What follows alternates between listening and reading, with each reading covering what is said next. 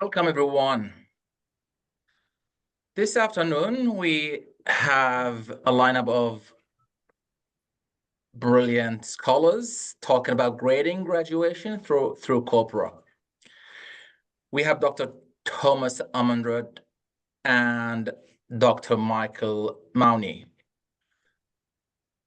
Thomas is an associate professor of English education at Nara University of Education, Japan. His dissertation at Macquarie University looked at multimodal realization of a classroom genre of teacher-student consultation in 2 university EFL classrooms.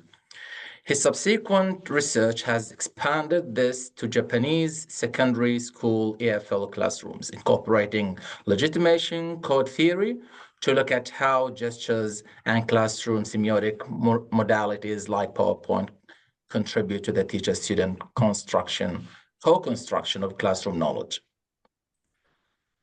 Dr. Michael Maune is a lecturer at Massachusetts Institute of Technology, MIT, where he teaches written and oral communication in mathematics, computer science, and political science. His research focuses on corpus-based approaches to genre pedagogy and experimental methods in SFL and legitimation code theory. Thomas and Michael, floor is yours. Okay, thank you very much. Good morning, good evening, and good afternoon to everyone wherever you are. And thank you very much, Ani, for the kind introduction. And thank you very much to Vin and Eric for allowing us the space to talk today about this topic. So let's get started. First, what we are looking at today will be first introducing ourselves, who we are, why are we doing this project, then what is appraisal, what is graduation, and then Michael, can you continue? Yeah, then we'll look at how we decided our methods for grading graduation and our main results, which are preliminary, and then what we think the implications are for us as researchers and for the field of SFL. Okay, so first who we are.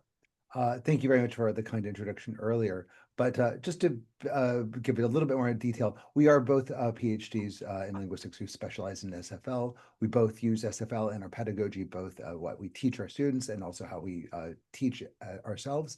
And of course, we are social scientists. And why this project?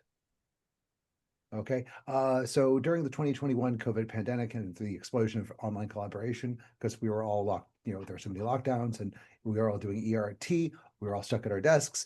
Thomas, me and Michael met on an SFL-based Slack that was formed amongst people who went to the International Systemic Functional Congress 2018 at Boston College. And at that time, Michael was heavily influenced about the crisis of replication of the social sciences and felt that systems in SFL could benefit from empirical testing for their foundations. I agreed that would be beneficial for the overall reliability and applicability of our field. And so we started work on this back in 2021, 2022. And a little more about that crisis of replication. Michael? So why did we introduce ourselves the way that we did? Part of it is to establish trust. And that is what the replication crisis is all about. Can we trust the results of scientific endeavors? And what that manifests in, I think, the public mind is, do these results replicate? And so the replication crisis famously kind of got kickstarted by this study by Open Science Collaboration that found only 39% of 100 foundational psychology results replicated. And we've found evidence in other fields as well. This is my signal that I want to move on to the next slide, by the way. This is our sign language or gesture for today. So why does this matter? If we can't trust the results of SFL analyses, that is, I'm sorry, I'm getting some feedback from another speaker, but if we can't trust the results of SFL analyses, what does that mean? It means that if two coders are looking at a corpus and they're coding it for transitivity or for attitude or whatever, will they agree? Or is any clause open to any interpretation, basically? Can we code, one clause as 6 different, types of verbs or processes? And that's kind of the question here. And there are material consequences for society. So if we can't trust the results of SFL analyses, why would we teach SFL to students? Why should we use SFL to inform education policy? And from the perspective of the field, how will SFL build knowledge cumulatively? Because if we're not replicating results, then we are kind of eternally delaying any kind of consensus on open questions in the field. Okay, in addition, sorry about that. Yeah, and we are not the only ones who have mentioned this. This is related to a longstanding critique in SFL. Christopher Butler in 2003, and then more recently, SFLers have taken up the question, Fontaine and Wegner, and they say we might ask whether or not the theoretical categories which underlie the analyses of SFL are truly valid and or reliable. And we took up that question specifically, are they reliable? So just a brief outline of our talk here. Sorry.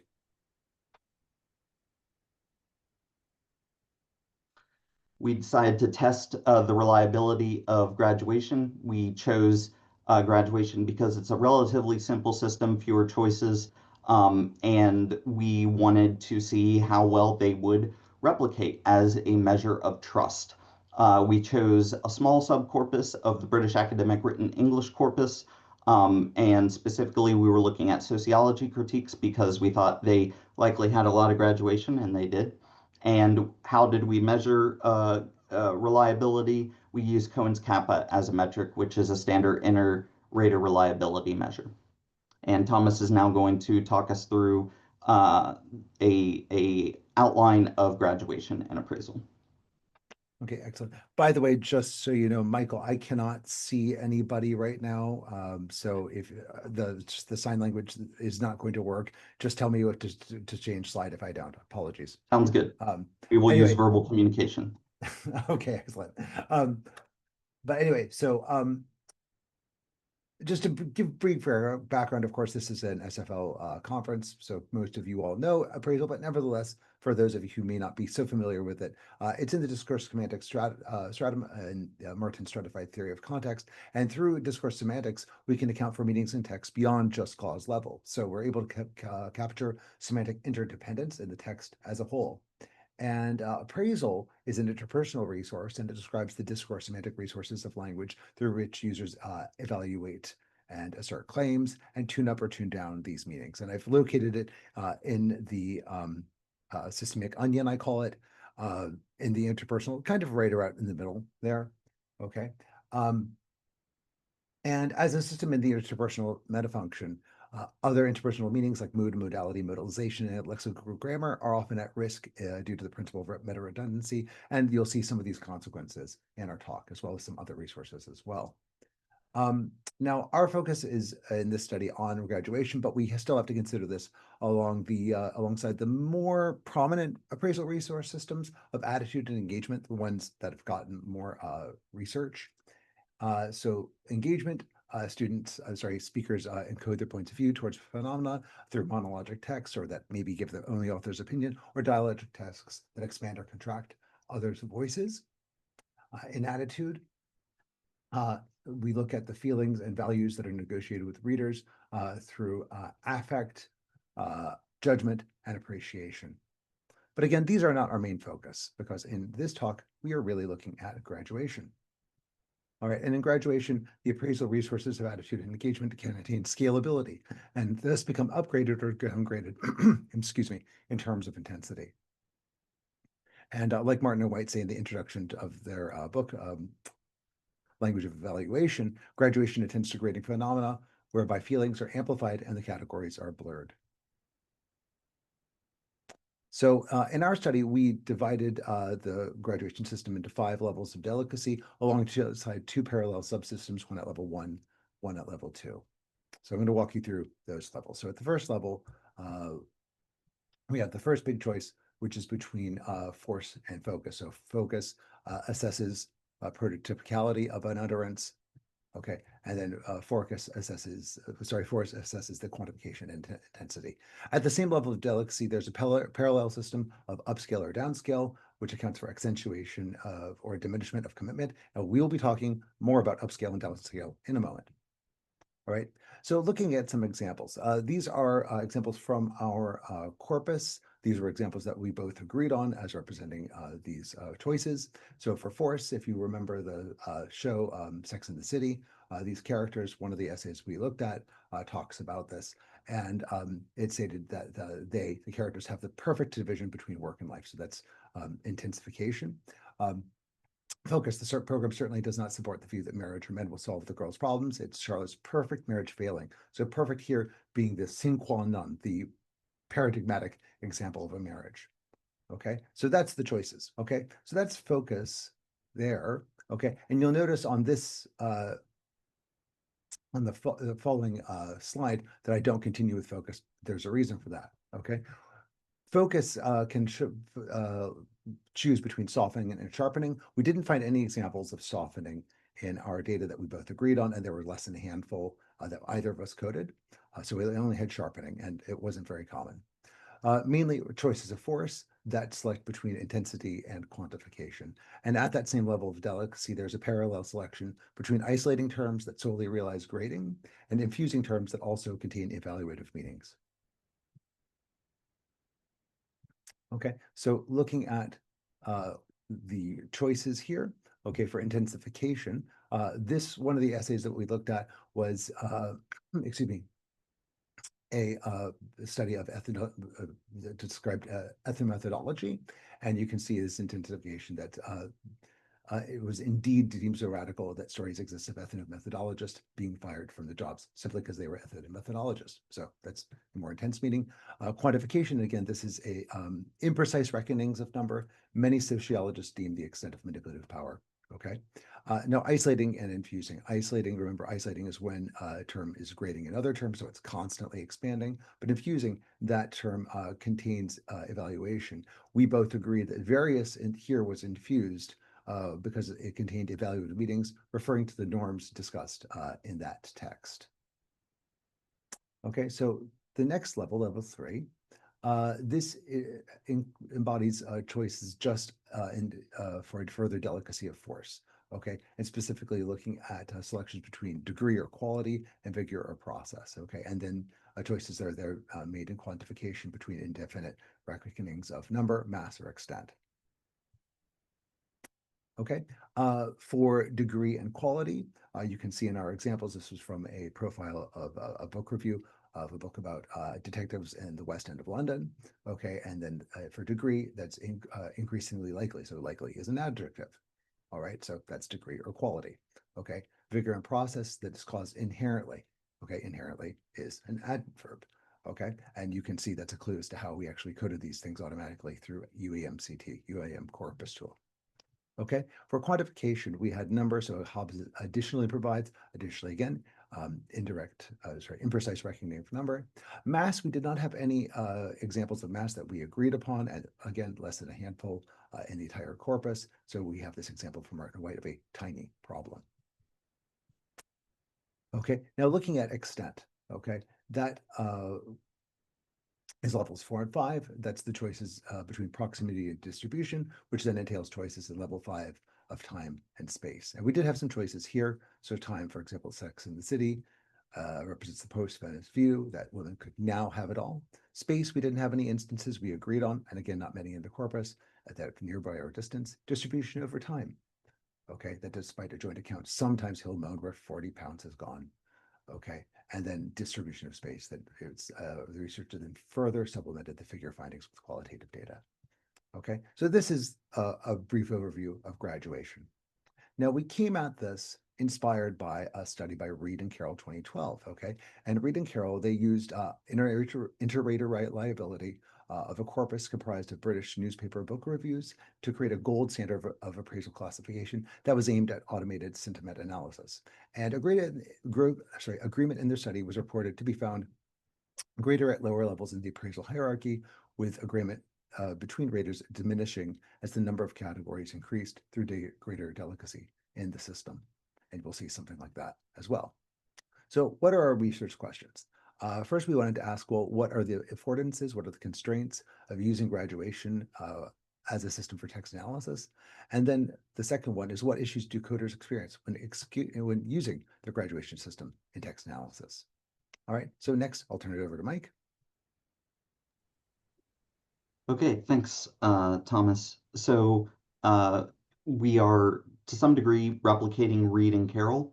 And if you have problems with our methods, we definitely welcome feedback, and we also welcome lots of replication. So we're going to try to explain here and in our paper how we did our study. 3 steps that took us 4 years. Build a small corpus, annotate for graduation with 2 coders, and then measure agreement. So our small corpus that we chose here was from the Bog corpus, which has been used in a lot of educational applications since we're teachers and we work with a lot of student writing. We thought it was a good fit for us. We chose critiques as the genre because it has an evaluative goal, and we chose sociology critiques because we expected more graduation of modality and attitude because the social sciences have less levels of certainty. Next slide, please. So before we got into the actual coding, we did a pilot in Normed, and that's where we started building our kind of set of procedures for annotations that came out in the cheat sheet that Thomas has shared in the chat. We had then we built the subcorpus of 4 sociology critiques. You can see the numbers in titles there, so you can check them out yourselves, and you can try to replicate our results. We would love that. And the 4 sociology critiques included both L1 and L2 English writers. The corpus size was 7,857 words. Next slide, please. So then we annotated for graduation with 2 coders. So we use the corpus tool, the UAM corpus tool by Mick O'Donnell, standard tool for SFL analysis. In order to do Cohen's kappa and to measure agreement, we had to have a set of words that we both agreed we were going to code. And if we did free coding, it was going to be difficult to do that. So we decided to build in an intermediate step of having the corpus tool automate tagging of adjectives and adverbs, which are kind of the paradigm grammatical example or tool of realizing graduation. And then we annotated each word, each adjective and adverb with the graduation scheme. Next slide, please.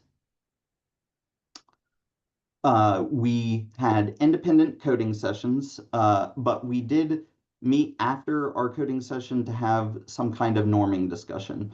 It was important that our analyses were independent of each other, but we also wanted to kind of give graduation its best shot at succeeding in reliability. So we did discuss theoretical concerns and any kind of high frequency words like just, still, only, to see how we were coding these and talk through some of the difficulties. And that became kind of the basis of our qualitative results. Through this, we developed a set of shared procedures, which are kind of articulated in the cheat sheet there. And that's one of the contributions that we think is valuable from this study, which is to start to proceduralize, give a manual for doing graduation analysis. Next slide, please. So then we measured agreement. We used, so our steps for doing this data analysis process was first obtain some text anchors. I'll explain that in a minute. Create agreement tables, and then calculate Cohen's kappa. So obtaining text anchors. What are text anchors? Text anchors are words that both coders coded as graduation. So we both agreed. So this was kind of our first measure of agreement. You can see here that Thomas coded 586 words and I coded 498. Thomas agreed with 82% of my words as having graduation. I agreed with 69% of his words having graduation. And so we had kind of moderate to high agreement on words realizing graduation. So we're off to a good start. Then we created agreement tables. This became very useful for qualitative analysis later on to understand, did we have systematic disagreements, and what were they and why? And next slide, please. Actually, on that slide, can we go back real quick? On that slide, just to read the agreement table, the diagonal is the agreements and everything else is the disagreements. So what's in green is where we agreed. Thomas had intensification and I had intensification, and then the others are disagreements. And as you can see there, we had some pretty systematic disagreements at times. Next slide, please. And then we calculated Cohen's kappa. If you're not familiar with this this measure, I'm going to explain the math here. It is relatively accessible, I think, but I am not a math educator, so I'll do my best here. How would you, from a basic perspective, how would you calculate agreement between two coders? You would take the number of agreements and divide it by the total number of codes, and that's your raw agreement percentage. And that's fine, and that is a valid way to measure reliability in certain contexts. Cohen's kappa adds a little bit more robustness to the measure by factoring in the number of agreements by chance. And agreement by chance, we have to calculate in a certain way. So you can imagine if we ended up with 407 words, you can imagine that some of them we might just agree on by accident. We might not have the same theoretical reasoning for why we chose that particular code for that particular word. So how can we factor in chance agreement? Chance agreement in Cohen's kappa is calculated by the percentage. So let's take a particular level, level 1, which is force and focus. So it takes what percentage of the codes did Michael code force, and then multiplies that by the percentage of codes that Thomas coded as force, and then taking that multiplied percentage, we take that percentage and we multiply it by the total number of codes, and that gives us a number of agreements by chance, and then in Cohen's kappa, we just subtract them out from the equation. Next slide, please. So what's a good Cohen's kappa? This is an open question. What is a good baseline level of agreement for SFL systems? We don't know. There are different scales, as we have represented here, some more conservative, some more liberal. Statistical applications for language data often relax assumptions that are necessary to do statistical tests. Specifically like independence of data, that is sometimes relaxed. And so we naturally gravitated toward this more liberal scale. And that's what we've used, but we may revise it for the paper. Next slide, please. And the software we used, we initially did real statistics in Excel. It's an add-on, it's great, but we did find 2 errors in level 4 and 5, which were caught by Jamovi, which is an open access statistical software. I'm happy to promote it. It's great. And it's free. It's basically like SPSS. It's a graphic user interface, and it's very accessible. And so we use that to calculate the corrected kappas. All right, what did we find? So just a reminder what our research questions are, what are the affordances and constraints of using graduation, and what issues do coders experience? Next slide, please. So what are the affordances and constraints? Basically, what is graduation good at, and what is it not great at? So we found kind of 2 main constraints, aspects of graduation that constrain reliability, that make it difficult for us to produce reliable results. One of them is a design bias in the system, and the other is polysemy. So we'll start with system design bias and get to our main quantitative results. Next slide, please. So these are our results. So as you can see here, at level 1, we had moderate. Level 2, we had more substantial agreement. Levels 3 and 4, more moderate. Level 5, we had more substantial agreement. And for up, down, and isolating and infusing, more moderate agreement. Next slide, please. So these are interesting results, perhaps not as good as we wanted. And this is, I think, telling about the graduation system, that it has limits on how reliable it can be. But we have one result that doesn't make any sense, and we needed to explain it. How can we agree more on level 2 than on level 1? Just logically, it does not make sense, right? If you choose force and focus, okay, so once you get into force, you're going down the force tree. So intensification or quantification, and then going further down the tree. You can't agree more at level 2 than you can at level 1 because you've already filtered out a certain level of agreement. So we're like, this has got to be a mistake. But no, we ran the numbers 4 times and it still showed up. So we had to explain this. And we were not alone. Reed and Carol found a similar result. They did not comment on it. We're going to comment on it. We think we have explained it. It took a lot of math. All right, so just at a basic level, we did have more raw agreement in level 1 than level 2. But Cohen's kappa factors in chance agreement. And so this discrepancy is an artifact of the statistical method here. We had much higher probability of chance agreement on level 1 than on level 2. Okay, and next slide, please. So when we factor in high chance agreement on level 1, the level of agreement is just moderate. Next slide, please. But why is there a higher chance of agreement on level 1? There's 2 reasons. One, there were only 2 choices. So you had a 50-50 shot of agreeing. And then there's a skew. Force was far more common than focus. So you had 371 chances to choose force. A higher percentage of those are going to be by chance. That's basically how we're explaining it at the moment.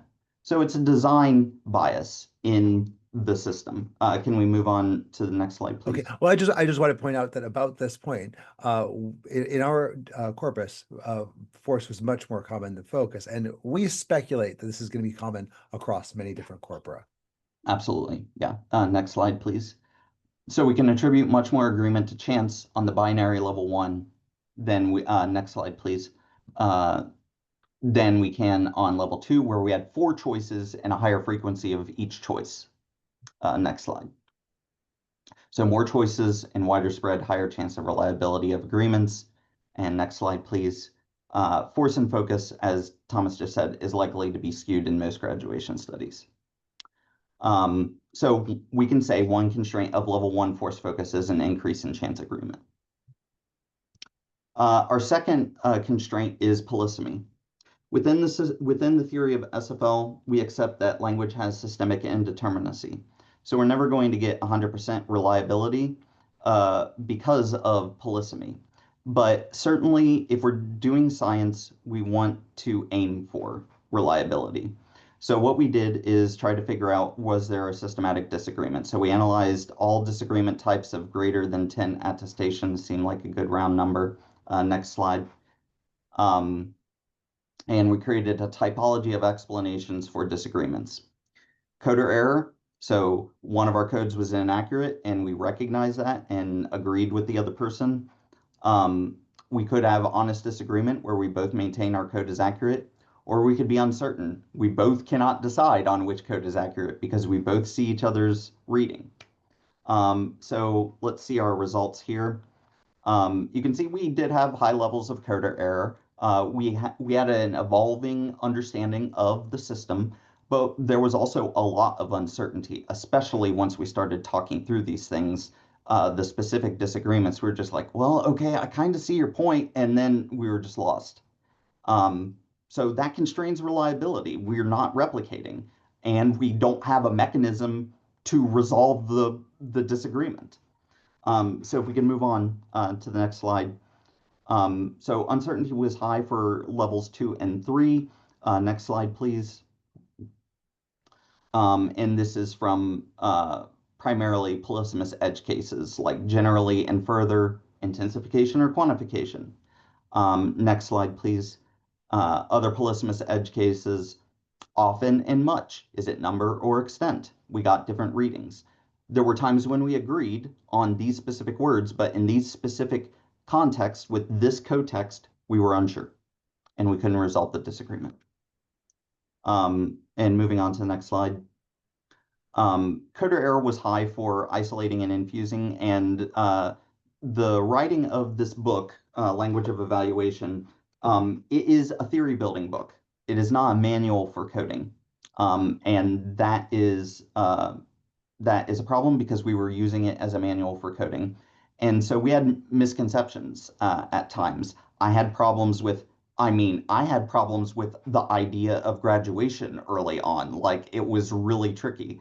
And up down was tricky for me, isolating and infusing. It seems simple at first, but once you get into, so the definition seems workable, as you can see here. Next slide, please. But once we got into edge cases, like scare quotes, they create polysemy and they constrain reliability. So for example, we had this example of, is it naturally better with scare quotes? And punctuation is not even mentioned in Martin and White. How do we write this? How do we code this? Isolating or infusing? It's not clear. And it can lead to error and uncertainty. Thomas is now going to walk through some of those other issues that we encountered. Okay, thank you. So other issues we encountered were regarding median constructs and direction of scale. Okay, so median constructs, okay. We had a lot of uncertainty at up down. It was moderate, okay, but we ran into lots of issues, okay. And the thing is that if the board was in the middle of a scale, it was grading, but it was neither up nor down. Problematic relation, for example, was an example, or it's arguably detrimental is another example. In these instances, we made up these scales, okay? And these scales were constructs based on perspective. And what would often happen would be that, for example, this first one, the problematic relation Weider discovers, okay? I would code this as upscale, the problematic relation, okay? But Mike would code it as downscale, the problematic relation, okay? Or the bottom one, it's arguably detrimental, or rather it's arguably detrimental, okay? So there is an issue as to which way we are coming at it. And because this isn't a way to describe, to educate this is not in the text, we couldn't really code this, okay? There wasn't a shared methodology for establishing that, okay? We also had issue with the direction of the scale, all right? Downcoding changes depending on how we oriented the direction. So for example, triangulation was not only applied across quantitative or qualitative boundaries, okay? How were we supposed to code this, okay?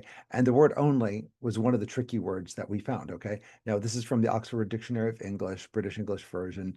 This is just from the version that comes with any OS X, okay? And you can see these definitions, they actually lead to different scales, all right? If you take the sense of just, okay, only is just, okay, more than enough, opposite is only, all right, but exclusively, where would that be? So for example, he only works on one picture at a time, the example from the dictionary, okay? This could be in a sense that his focus is exclusive on that work, and so that's upscale. But if you look at a thesaurus for antonyms, you'll receive answers like additionally, which isn't syntactically correct in the sentence, but that would lead to it perhaps being downscale if we take a polar approach. So for that reason, we couldn't conclusively state what is being scaled here. And we ran into issues like this that are shown through the substitution. So is it only applied? We're not sure. Is it just applied? That's maybe downscaled, but not exclusively applied. Is that upscale? Again, with substitution, we get different readings and we're not really sure. Okay, and only occurred 14 times in the corpus, so that increased uncertainty.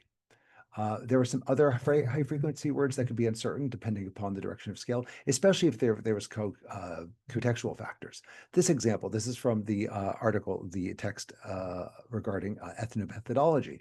Now, if you're familiar as discourse researchers would be often, if you're familiar with conversation analysis, which comes from ethnomethodology, you'll understand that that approach highlights and valorizes the everyday understandings of things, the participants' emic understandings of things, right?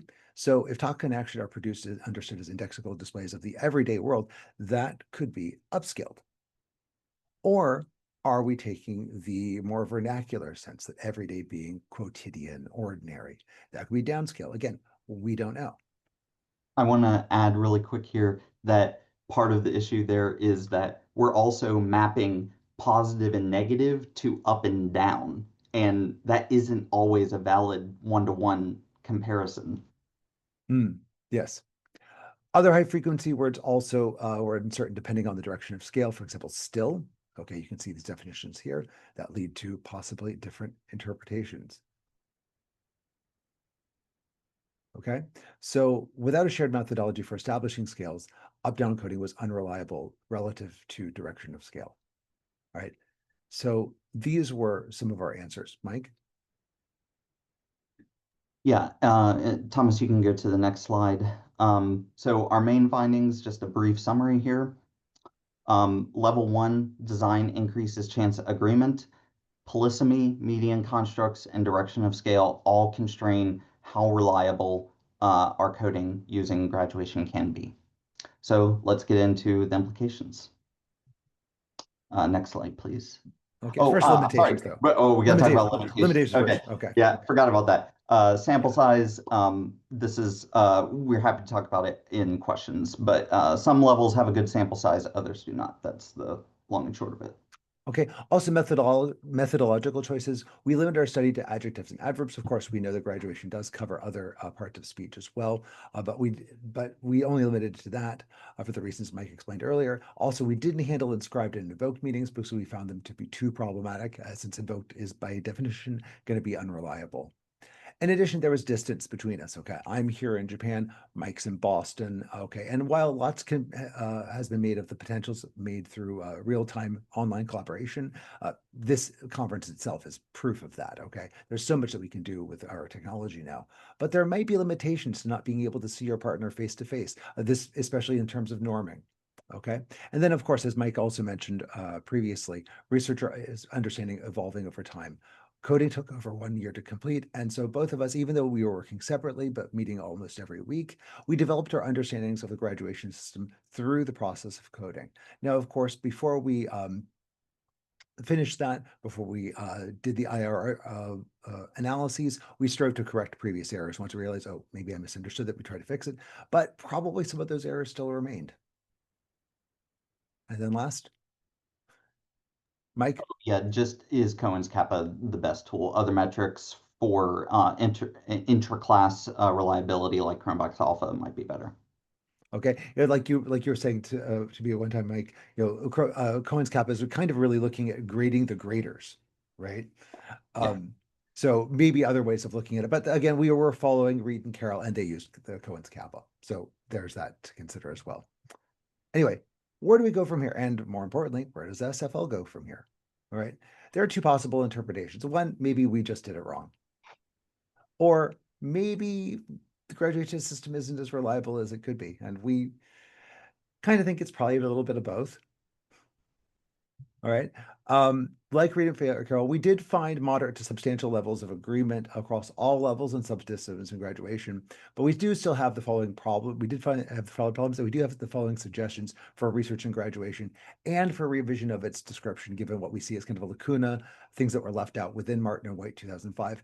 And for the purposes of our study, and probably for others, it served essentially as a coding manual. Again, it was outlining the theory, and this is not really the use that it was meant for.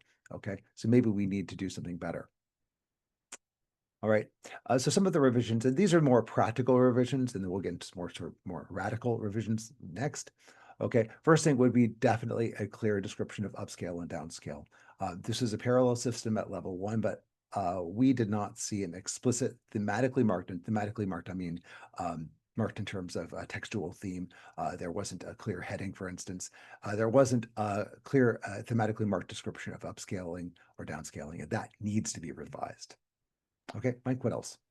From a system design perspective, you got two choices to increase reliability for level one. You give us more choices at level one, more than force and focus, or expand the low frequency categories like focus.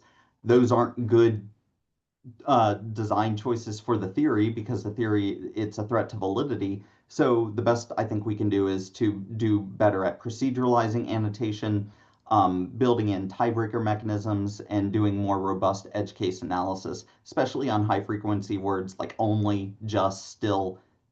Looking at concordance lines with those words, I just have no ungodly idea what they mean anymore. And this study was what caused that. A few other recommendations. We need a procedural manual for appraisal annotation, and probably for a lot of SFL systems. We offer our cheat sheet as a starting point. McInhorick and Isaac also have a very nice generic model in their recent article. I guess it's not that recent, but we won an exhaustive book. We need mechanisms for consensus building on open questions regarding these issues, and we think conferences are good places for that. And we need some kind of baseline metric for appraisal reliability. How will we know when we have a reliable instrument, and how will researchers know if they're using the instrument validly and reliably? All right. So for more radical propositions, in McInhorick and Isaac, they have this quote from a talk that Michael Halliday gave in 1981 at a Laucus conference. And you can read the entire quote, but this last line we thought was really salient for our topic, which is that linguist tree is an appropriate model for representing structures and talking about interpersonal meanings of this kind. Okay. So maybe there's an issue with the system networks of discrete choices, okay? Maybe, for instance, we need to go more topographic. There's been discussion in genre analysis, for instance, of doing it more topographic rather than taxonomic analyses. And maybe we want to model instead the construct in terms of continuous quantitative clines. So If you're it would be familiar, like, yeah, go ahead. if you're familiar with the movie Spinal Tap, goes up to 11, right? Okay, sometimes graduation does go up to 11. Okay, maybe we need to have that cline that shows where it is rather than having to choose something discreetly. Mike, you wanted to add something? Just that graduation isn't the only system that lends itself to that. Engagement does as well. Is it more monoglossic or is it more heteroglossic? Yeah. Yeah, definitely. Okay, so from that, what are our next steps? Okay, following helpful comments and questions either here in the chat or later on by email, we are going to be writing up our results for inclusion in the conference special issue of Language, Context, and Text, so please stay tuned. And in conclusion, we believe that our research indicates that graduation is a improvable framework for linguistic analysis. There is moderate to substantial agreement if we take a more liberal approach to the kappa. So, there's a lot that we agreed on, especially for two people meeting across 4 years, halfway around the world. All right. There's a lot there, but we still think it could be improved. And we do encourage more SFL researchers to subject claims in our field to similar empirical testing so that we can help make this approach, our approach to language, even more applicable. So thank you very much. I know we are bumping up against the time, but if we have any time for questions or comments, please. Okay, and I'm going to stop sharing my slides because I can't see anything right now. So.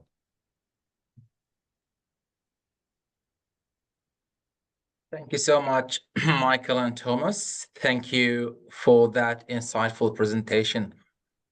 We now have some time for questions and discussion.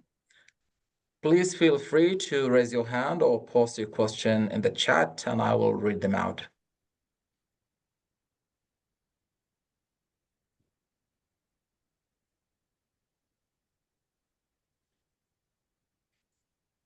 Okay, I'll read some comments in the chat. So I was sorry, I can see these. Yeah, if you don't all mind. good. Yeah, sorry. Thank you though. Yeah, Margot, thank you very much for your comment. I've been trying to code and analyze attitudinal lexis. I totally agree. We need a procedural manual for appraisal annotation. Okay. Oh, and Fooley has done some great work. Excellent. Margot, if you could share that with us, that would be really great.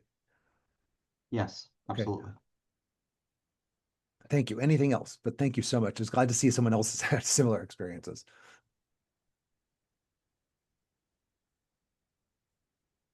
Okay, I cannot tell you how validating it is to hear of your challenges and desire for a coding manual. Okay, yes, yes, and it's again, as Michael mentioned, these texts that we're working with, these are not designed to be coding manuals. I mean, it's not the fault of the authors by any means. They're advancing the theory. Okay, it's up to the people who are using it, us, basically, to take that.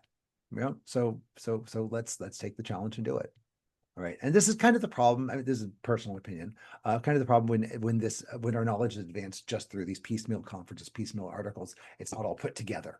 All right, because maybe there has been advancement in some article somewhere, but unless you're just get lucky with your with your Google search, or unless whatever AI you're using to help with your lit review finds it, you're not going to see it. We do see a question. Thank you. Good morning or good afternoon. I don't know your times there. It's in the morning for me. I am in Eswatini and I do not have a good background with both SFL as well as computational linguistics. However, I only just studied the basics of what SFL is from Holiday and teaching the course for undergraduate students. So I don't have experience. However, in my context, we are trying to develop a Master of Arts in English Studies, and we are putting down other people are interested in coding, the computational linguistics aspect as well. I'm interested in SFL theories. That's why I was learning. I've learned so much from you. My question is, what would you advise in a context like mine, where we really do not have even the basic skills of computational linguistics? Is it possible for us to have courses that combine the two, like you have worked together, or we really do need to have such skills on the ground? Because for me, it was interesting to understand the relationship between the linguistics as well as the computational aspect, especially the coding. We have staff that are trying to teach us about coding, but for me, it's kind of Greek. Why do we need these skills as linguists too? Thank you. Michael, you want to start on that? Yeah, sure. For the computational side, I want to highly recommend the Open Corpus Linguistics class by Brzezina at Lancaster, I believe. It's one that I've used, and I've learned a great deal from Brzezina's book, Statistics for Corpus Linguistics. It's where I've learned basically those two places are basically my entire training. When I was in grad school, I literally just missed the semester when they taught Corpus Ling. So those are two resources that I would refer you to learn the computational side. For the coding side, I think that definitely can be handled within general qualitative methods classes because we're using a lot of the same ideas there. So I think that that would be how if I understood your question, that's how I would answer it at the moment. Thank you. It's very, very helpful. Kindly help me put on the chat the information I will. about. Yes, thank you. Thank you.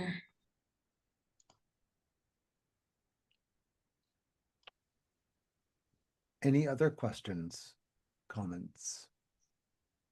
Again, it's nice to hear other people with experience coding appraisal networks thinking, wow, we really need to have these coding manuals and sharing their own experiences.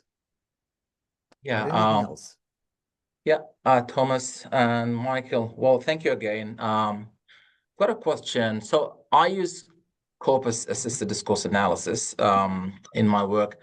And recently, I'm collaborating with computer scientists trying to see how GenAI can help in that regard. I wonder if you used any GenAI tool and compare that with the manual annotation and how successful that would be. So reading Carroll's actual, they did 2 articles, and one of them was building this gold standard. The gold standard in natural language processing refers to a training set that we have of human mappings of this word maps to this category or whatever. And so they have developed that gold standard. I believe if you get into their article, you can get access to it. I could be wrong. I don't remember exactly. But that's, I think, what linguists can do is to help build training sets. And I think, the corpus tool is a wonderful tool, and it can automate a lot of SFL analysis. And I think a lot of us, we might be of different minds on this one, but I sure would like a tool one day that can just automate transitivity analysis and be really accurate, or annotate appraisal analysis and be really accurate. There are definitely trade-offs with that because we're losing invoked meaning, we're losing the human element and the indeterminacy, and so there's trade-offs there. But I think linguists definitely can play a role in helping develop those training sets. I teach in a natural language processing class, and there's a story in the lore of natural language processing, which is that linguists and computational natural language processing people, computer scientists, they used to work together during the rules-based regime before machine learning came to the forefront. And then the computer scientists realized that each time a linguist left their group, their performance of their model got better. And then what that meant was slowly the fields divorced. But what I think happened is that the computer scientists started treating language exclusively as a math problem, and they lost a lot of the important nuance that linguists can bring to that. Thank you. I'm just aware of time and probably just 5 minutes left for people to grab a cup of coffee and to go to the next sessions. So I'd like to thank you both, Thomas and Michael, for that insightful and thought-provoking plenary. We truly appreciate your contribution to the conference, and let's all join in giving both a big virtual round of applause. Okay. Thank you. I know we're on break. Can I ask, though, that we not stop recording because Annabelle Lucan has a question, and I really think that could be an interesting question. So if I may ask, I hope that's okay. Yeah, that's okay. Yeah, please, Annabelle, go ahead. But for the rest, thanks if so anyone wants to much. grab cover, And that's fine. Yeah, thank you. I don't want to interrupt anybody grabbing a cup of coffee. I really love this paper, and I hope it encourages more people to do this sort of research. There are 2 things, if there's time, that I want to comment on. One is that you mention, one of the confounding things is polysemy.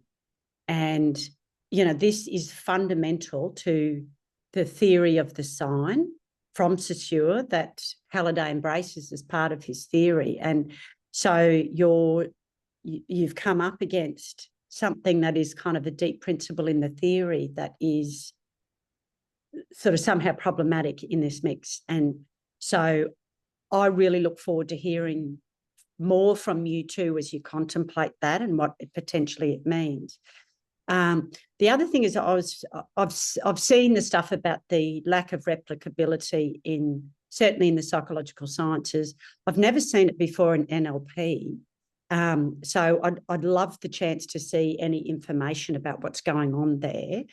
And Michael, I'm very interested in the commentary you just gave about the separation of linguistics and NLP, machine learning. And, you know, there's probably not time to have a big discussion about it now, but one of the things that I see in the climate discourse space are really great studies done on climate discourse with no linguists involved. Now, you know, your point was, you know, as these fields separated, they got better results, but they kind of lacked this sort of linguistic intricacy. And I'm trying to think through this myself, right? So how do these studies? So I'm thinking, for instance, of the work of Jeffrey Supran, who's an environmental scientist, and he stopped doing environmental science. He's now kind of working on the communication science problem in the climate space. And he's done some really significant work with really robust findings about, you know, what did ExxonMobil know about the science of you know, the science of global warming, and what were they saying publicly, right? So the contrast between those two spaces. So it's really, really significant research. Not a single linguistic concept, no linguists involved at all. And so, and there's a lot of this going on, and I'm sort of wondering, why have we missed the boat? Would it have been better with us, or is it better without us? So I feel like this is a really important question, and I hope there's a chance to talk about it in a bit more detail somewhere. So thanks to both of you again. Really great paper. Yeah, thank you very much, Michael. If you want to say anything, I would like to say, though, about the first point regarding polysemy. Yeah, this is something that we're bumping against the methods, we're bumping against the system. And, you know, there's, to some extent, as Michael said, when he introduced that, well, you know, this is a fundamental part of the theory. We're going to have that, and we're never going to have 100% agreement. You know, the question is just proceduralizing to the point where it's good enough that we can kind of have a way of figuring things out. Okay. Which right now we kind of don't really have. But yeah, it's inevitable. There will never be 100%. We know 100%. This is this, right? And that's a good thing, I think. Anyway, Michael, anything else you wanted to say? I mean, I'm working with the NLP faculty in my program, and I think it's just having conversations with the students. Our particular model at MIT, I think, is one of the best in terms of teaching English for academic purposes, because we embed instruction in the students' major classes. So I teach a set of classes where we talk about rhetoric. We look at NLP from an argument standpoint. And once we get into argument, we can start talking about values. And we can start talking about, are they making naive assumptions about language? Any number of times I've given that kind of feedback to my students, like, this assumption that you're making doesn't make any sense from a linguistic standpoint. So I think starting to foster relationships with, it's got to be a human connection. That's kind of a cop-out answer, but I think that's all I've got at the moment. Thanks Wow, so that's so much. wonderful. Okay. Thank you so much, everyone. It's really wonderful to see such an interactive discussion. And thanks so much again, Thomas and Michael, for your really interesting presentation and all the questions from Annabelle and others members. So I know the presenter in the parallel session are very keen to join the record room now. So we are live for 15 minutes, but don't worry, everyone. We have time for morning tea, afternoon tea, so we can take extra time then. So no, don't worry. Okay. So I'm going to open all the room now. No, just 2 room, and please join the breakout room. And see you in the breakout room, everyone.